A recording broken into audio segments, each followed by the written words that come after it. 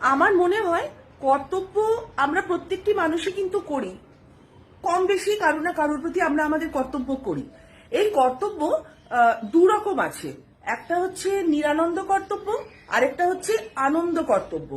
একটু ভেঙে বলি, নিরানন্দ কর্তব্য হচ্ছে যে কর্তব্যটা আপনাকে করতে হবেই, আপনি বাধ্য কর্তব্যটা করতে, কিন্তু সেই কর্তব্যটা করতে গিয়ে আপনি কোনো রকম আনন্দ পান না। আপনি বুঝতেই পারছেন যে এই কর্তব্যটা আমাকে করতে হবে, তাই আমি করছি। এটা হচ্ছে নিরানন্দ কর্তব্য। এই কর্তব্যের মধ্যে কোনো আনন্দ নেই, কিন্তু দায়িত্ব আছে। আরেকটা হচ্ছে আনন্দ কর্তব্য, অর্থাৎ এমন কিছু কর্তব্য যে কর্তব্য করতে গিয়ে আপনি কর্তব্যটাও করছেন, পাশাপাশি আপনি আপনার আনন্দটাও পাচ্ছেন। এটা হচ্ছে আনন্দ কর্তব্য।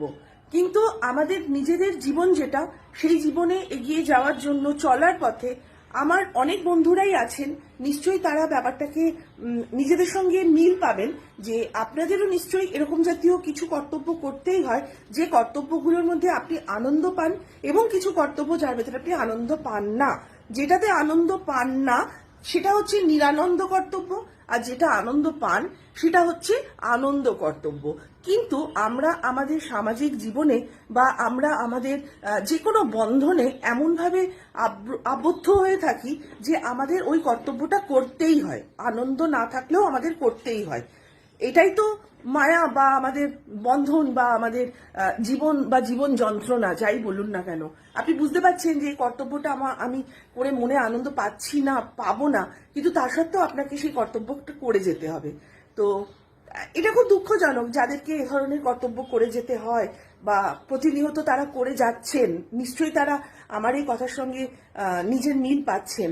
খুবই দুঃখজনক সেটা, কিন্তু উপায় তো নেই, করতে হবে, করে যেতে হবে। করছেনও হয়তো আপনি নিরানন্দ কর্তব্য।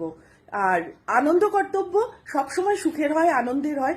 কর্তব্য করেও যে সুখটা পাওয়া যায়, আর কর্তব্য করার জন্য যে মজা বা মনের শান্তি সেটাও পাওয়া যায়। এই কর্তব্যটাও নিশ্চয়ই অনেকের জীবনে মিল পাচ্ছেন। এই কর্তব্যটা আমরা সকলেই করি, যার যেরকম হয় কপালের ব্যাপার আর কি। এই